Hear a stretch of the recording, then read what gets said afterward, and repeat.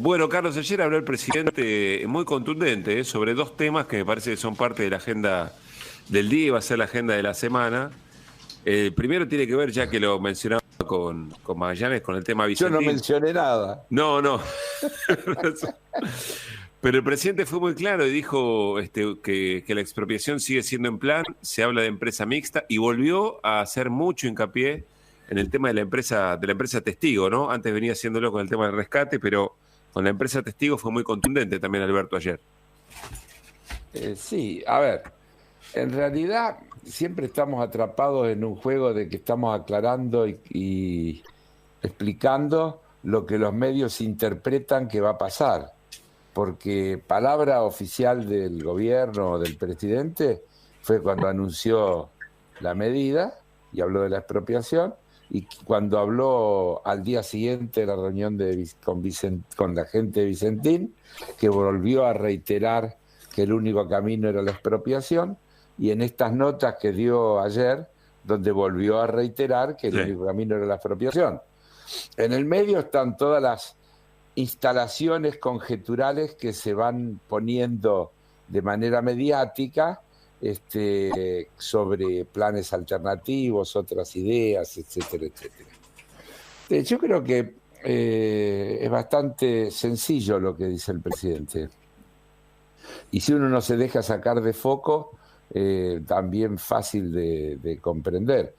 Él utiliza el término, dice, es una empresa quebrada o casi quebrada, y los otros dicen, estábamos haciendo uso del procedimiento legal del concurso de acreedores.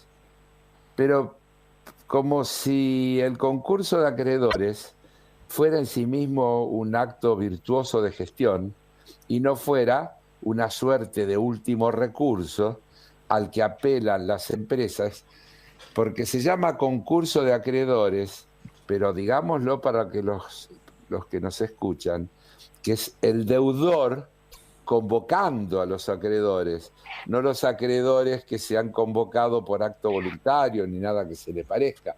Y no se trata de un dato menor. Es decir, el deudor, en un momento que no puede seguir cumpliendo o no quiere, ya veremos, con los acreedores, los convoca judicialmente para llegar a un arreglo que es distinto del contrato que con cada uno de ellos tenía respecto de la relación por la que se convirtió en deudor de esos acreedores.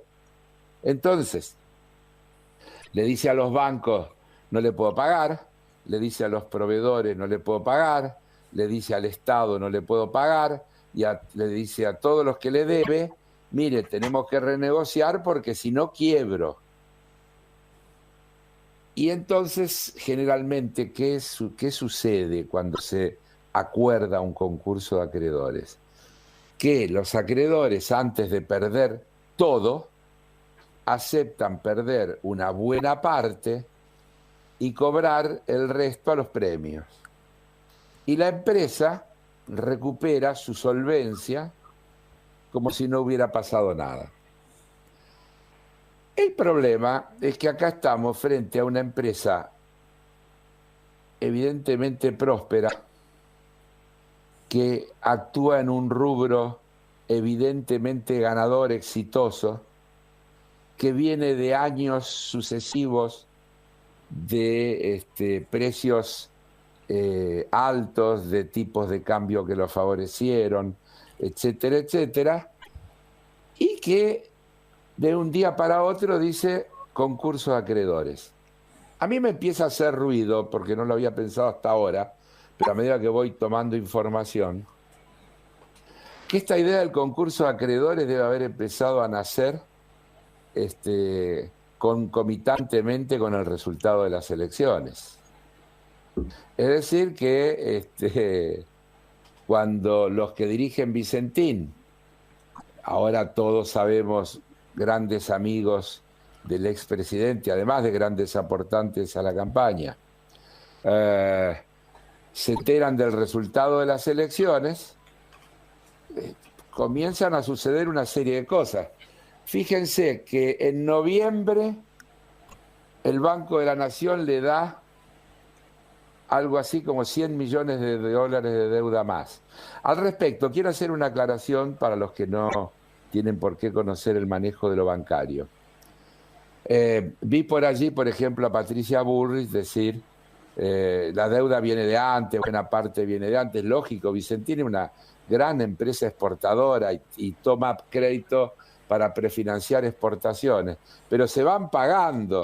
Las que son el problema son las que se toman y no se pagan, estimada Patricia Bullrich, las que se toman y se cumplen, porque si se prefinancia una exportación y se hace la exportación y no se paga el crédito, alguien se quedó con la platita. Claro. Algo está fallando en el análisis ese, porque vuelvo a repetir, plata para prefinanciar exportaciones que se hicieron. ¿Y dónde está la plata? Porque esa sería una de las preguntas que habría que hacerse. ¿Qué es lo que seguramente la intervención en esta primera etapa tendrá que tratar de determinar? ¿Qué pasó? ¿Por qué Vicentín le debe a todo el mundo? Porque además nos enteramos que 2 días antes de presentarse al concurso, según dice Carlos Pañi en La Nación, le vendieron a Glencore una parte de sus acciones en Renova, una de las empresas principales del grupo, por lo que recibieron algo así como 340 millones de dólares por esa partecita que vendieron. ¿Dónde está Wally? Claro, está muy bien. Porque Robert, hay algunas cosas que llaman la atención, ¿no? Sí. Claro. ¿Qué haces, Pablito? ¿Qué haces, Carlos? ¿Cómo va? Hola, buen día. ¿cómo te va, Roberto? Arcos, querido. Feliz día de Güemes hoy. Hoy es día Así de Güemes. Sí. General Martín Miguel de Güemes. Che, estaba escuchando con mucha atención. Hay una causa penal federal por esta que estás describiendo vos, Carlos, la tiene Ercolini. Sí. Yo, como siempre digo, sobre las causas penales, esperemos los resultados judiciales para no caer en los mismos vicios que hemos criticado. Es decir, el de condenar antes que se condene. Lo que surge a la vista es que hay cosas analizables. Sí, claro. Sí. La realidad la veremos cuando se conozcan todas las opiniones, cuando la justicia tenga todos los datos, pero hay cosas que llaman la atención. Es decir, no le pagaron, porque digamos, vendieron. No le pagaron a los proveedores. No le pagaron a los bancos del país, sino le pagaron a los bancos de afuera. Tuvieron ingresos por vender participaciones societarias y tuvieron que convocarse, ir a un concurso de acreedores. Falta algún dato, falta un poco de información. No cierra, como dicen los... No me cierra. Como dicen los muchachos. Después está el problemita de todas las cuestiones de las que podemos decir que venimos hablando hasta el cansancio antes de que suceda lo de Vicentín. El tema de la subfacturación, de los precios de referencia y de esta cuestión de la soja paraguaya, que merece una aclaración. ¿Qué es lo que se sospecha? Vos sabés que Paraguay no tiene retenciones a la soja.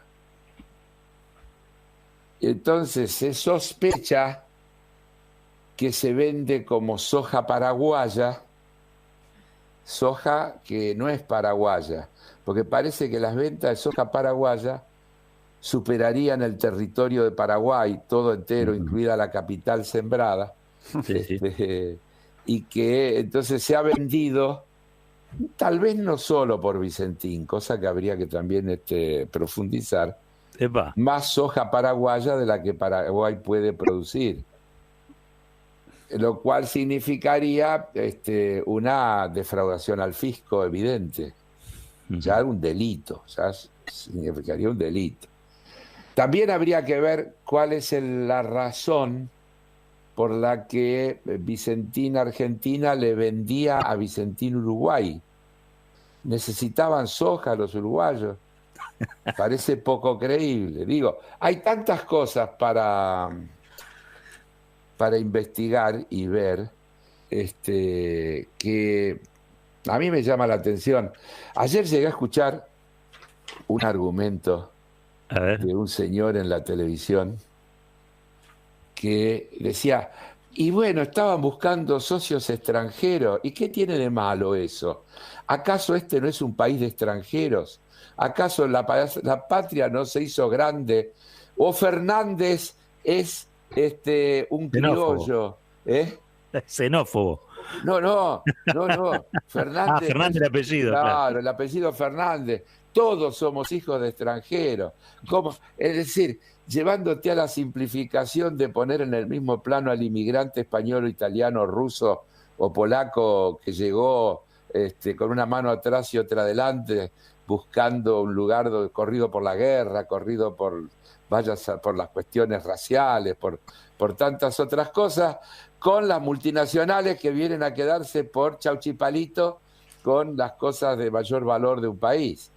Hasta esa simplificación nos hacen y nos machacan con esas ideas, y casi la están poniendo a Vicentín, como lo hace Vicentín en su solicitada, en un país en una situación de víctima sobre el ataque avasallador de un Estado, que a una empresa que andaba fenómeno, y que en todo caso no hizo nada más que ir a un recurso que la justicia le permite, que es el concurso de acreedores, para mejorar su funcionamiento, y ahora la quieren expropiar. ¡Qué barbaridad!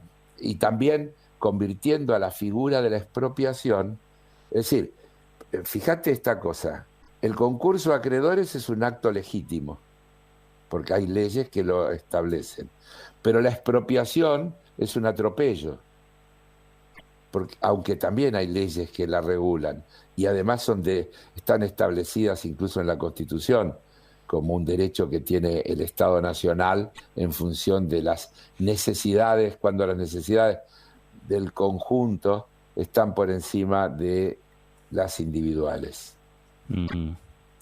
Para pensar, ¿no? Todo eso. Lo que pasa que yo creo que esta decisión que toma el presidente, bueno, obviamente, te pone en situación de confrontación con muchos sectores de la Argentina conservadora, ¿no? Esencialmente con las cámaras del agro, bueno, el foro de la convergencia empresarial que hablábamos el otro día, ¿no? Realmente hoy estás en situación de confrontación, pero porque ellos la buscan. Yo creo que, a ver, el presidente incluso recibió a Nardelli en la Quinta de Olivos, así que no le pueden adjudicar al presidente ninguna actitud antiempresaria, de perseguir a las empresas. Me parece que fue todo un gesto, ¿no? No ahorra ningún gesto en ese sentido tampoco, Alberto, me parece. Sí, no, pero digamos además que la Federación Agraria de la zona sur de Santa Fe, que es la zona de influencia de Vicentín, y la agrupación de los productores, que es la representación de quienes lo proveen habitualmente a Vicentín, se han expresado a favor de esta actitud del gobierno. Y hoy leo en un diario, desde el Sindicato de Obreros y Empleados Aceiteros y Desmontadores de los Departamentos General Obligado y San Javier, provincia de Santa Fe, en carácter de comisión directiva, comisión interna y delegados de base, y sobre todo trabajadores de la empresa Vicentín, expresamos nuestro apoyo a la decisión del Poder Ejecutivo Nacional de intervenir la empresa. Confiamos en que esta medida llegue a poner fin al periodo de incertidumbre que viven los trabajadores del complejo industrial Vicentín de Avellaneda, provincia de Santa Fe. De esto no habla nadie. No. Es decir, todo está en lo que dice AEA, el Foro de la Convergencia, y algunos más, pero resulta que los productores de la zona, agrupados en las cooperativas de la zona, una zona agrícola por excelencia, y los trabajadores del mayor complejo agroindustrial de la zona, expresan que les parece bien lo que está haciendo el gobierno, aún hasta en defensa de los puestos de trabajo, que habían empezado a tener ya señales de suspensiones, de cosas por el estilo. A mí lo que no deja de sorprenderme es la naturalidad con la que la élite económica argentina desprecia cualquier intento de gobiernos como el de Alberto Fernández, incluso el de Cristina Fernández de Kirchner, que se cansaron o no se cansaron de reiterar que eran procapitalistas, que creían un capitalismo de Estado, que lo que criticaban era el anarcocapitalismo, el capitalismo financiero, etcétera. Cómo lo que defienden en definitiva no es un proyecto, no es un proyecto productivo, defienden un proyecto de privilegio permanentemente, un proyecto de desguace del entramado productivo en la Argentina, y vuelve esa idea de que falta una burguesía nacional, etcétera, que a mí a veces me parece demasiado simplista, pero en definitiva entiendo el punto, es decir, faltan empresarios que con un gobierno pro negocio, pro capitalista, etcétera, etcétera, quieran efectivamente delinear un proyecto de país con reglas de juego que eviten esos privilegios, que evite la voracidad de ciertos sectores, pero que avancen el desarrollo, digamos, ¿no? El Estado está en función del desarrollo productivo y del desarrollo empresarial. Eso no deja de sorprenderme. Bueno, debería dejar de sorprenderte. Claro. Pero está bien, yo sé que es un giro. No, pero si lo naturalizo... Claro. No naturalice, viejo, no naturalice. Mira, ayer este mismo comentarista que decía lo de los extranjeros, decía claramente que el Estado debe ser pequeño y su rol es el de fijar reglas para que los empresarios hagan negocios. Es decir, es la idea del Estado canchero. Lo que ellos no se bancan, yo creo que es esencialmente la idea de el Estado dueño de una empresa testigo, que puede contrarrestar, porque vos imaginate, es decir, los precios internacionales a los que se vende la soja no se fijan desde acá, lo fijan los mercados globales. Pero vos imaginate que a la hora del balance esta empresa testigo sea rentable pagándole más a los productores. ¿Qué sucedería con la relación entre los productores y los que son proveedores del otro 90% del complejo? Eso quiere decir empresa testigo. Sí, claro, demandarían lo mismo, claro. Claro, porque ayer también este señor decía, y sigo con... Eso es imposible porque el precio es internacional. Mentira, el precio internacional es el que se vende en el mercado de Chicago, pero ni siquiera siempre es el precio por el que se liquida las divisas en la Argentina, y mucho menos el precio que se le paga a los productores. A los productores vos ves que se le paga el precio que está en la bolsa de cereales de Rosario, no en la bolsa de cereales de Chicago. En el medio quedó todo el valor de la intermediación, y ponerle una lupa a ese valor de intermediación es lo que ellos no quieren aceptar de ninguna manera. Es decir, en realidad ellos no quieren que los controlen.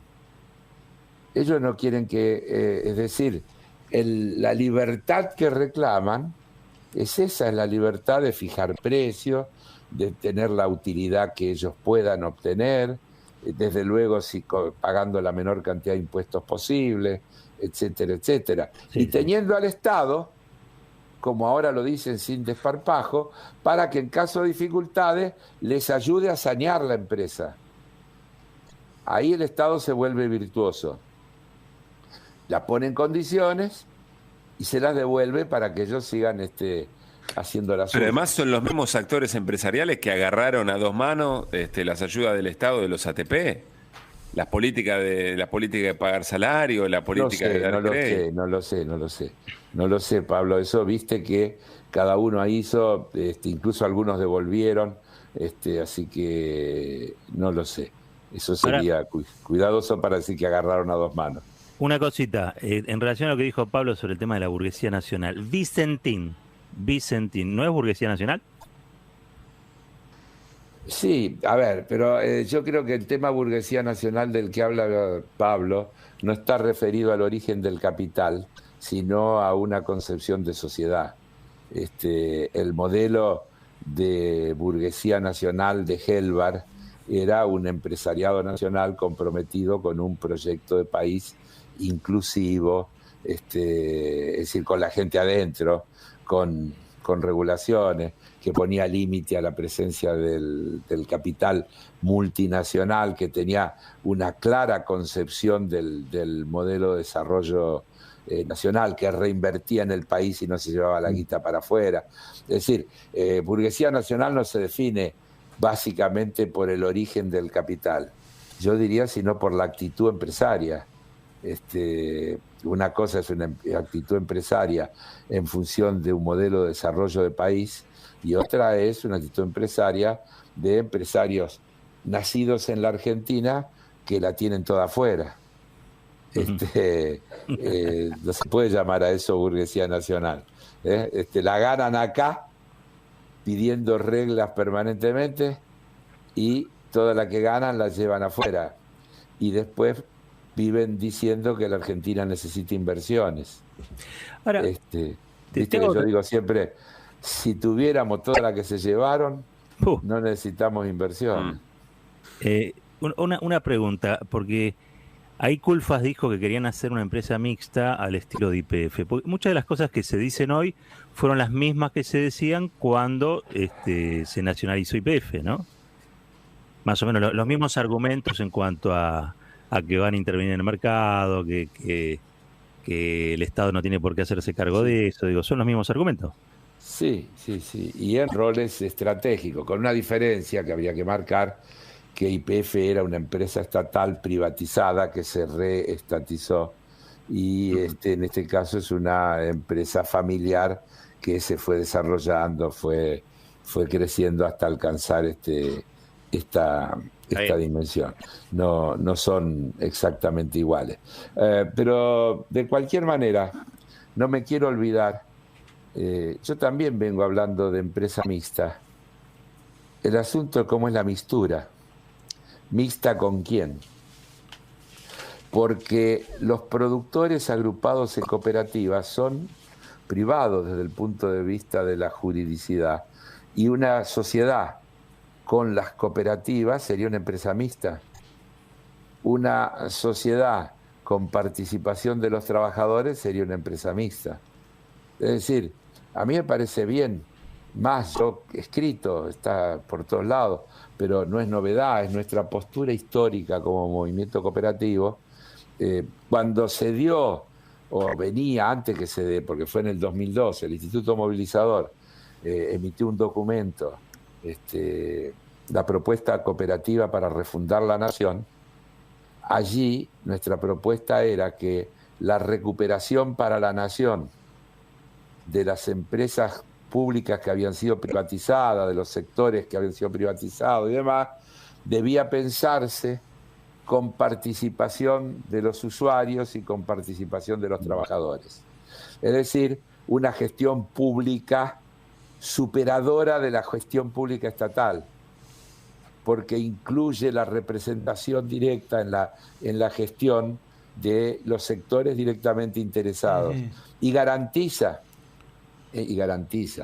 que los temas de mala gestión, corrupción, etcétera, tengan un balanceo interno que ponga un límite a priori para que eso efectivamente no suceda. Entonces, a mí me parece que es un modelo a explorar, es una experiencia a explorar. El laborismo inglés venía planteando cosas similares en sus propuestas, es decir, gestión tripartita o coparticipada de lo estatal y lo no estatal, para no decir lo público y lo privado, pero si querés decir público-privado, en el sentido que nosotros lo estamos diciendo. Sería perfectamente razonable que los productores que representan el 26% de la deuda que tiene Vicentín, claro, 26%, es decir, una cuarta parte de la deuda que tiene Vicentín la tiene con los productores. Sí. Entonces sería perfectamente razonable que esos productores, en vez de perderla en un concurso, la capitalizaran en un proyecto del que pasaran a ser dueños, parte, gestores, cogestores y cobeneficiarios del resultado de la gestión. Claro. Carlos, esto es interesante, digo, porque salirnos un poco de la tapa de los diarios, esto último que decís, digo, en términos concretos, ¿cómo se plasma? ¿En un directorio? ¿Todos integran un directorio? Sí, hay que discutirlo, en un estatuto. En un estatuto donde se establecen las participaciones de cada uno y cómo se funciona. Desde luego, el Estado tiene que tener un rol protagónico, preponderante.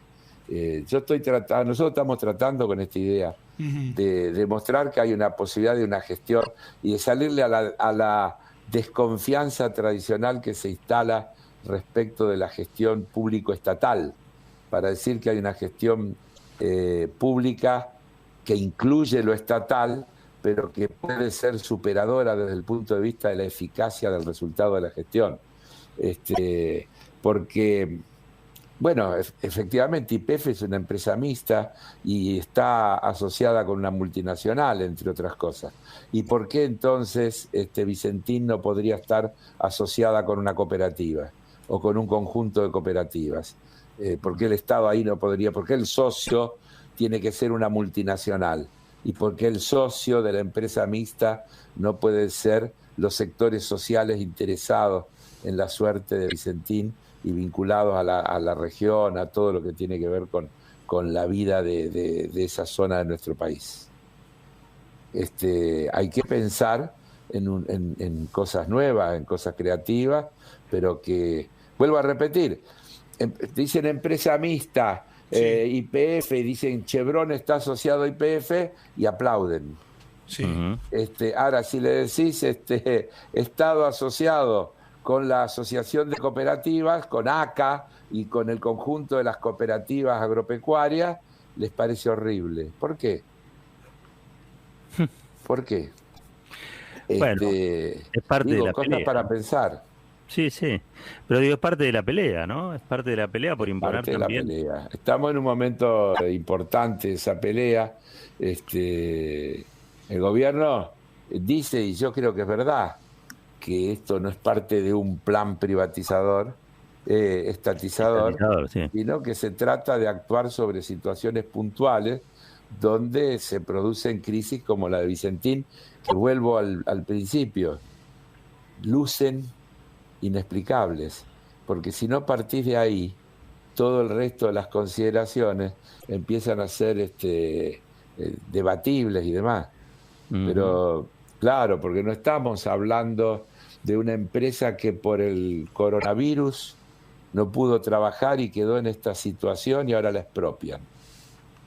Estamos hablando de una empresa que en plena prosperidad de la actividad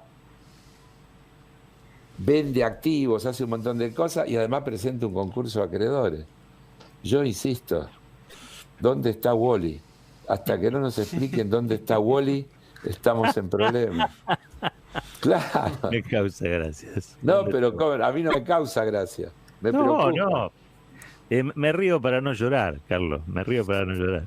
Pero lo importante es que el gobierno está firme, que el gobierno sigue manejando esto que decía Pablo, de cuidar los modales y de escuchar a todo el mundo, de dialogar, de explicar.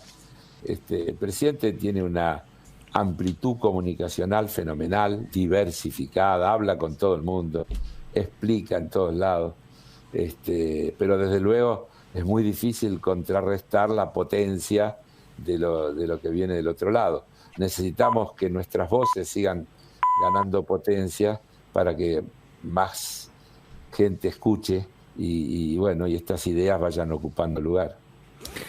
Carlos, que tengas una muy linda jornada. Nos reencontramos mañana. Hasta mañana.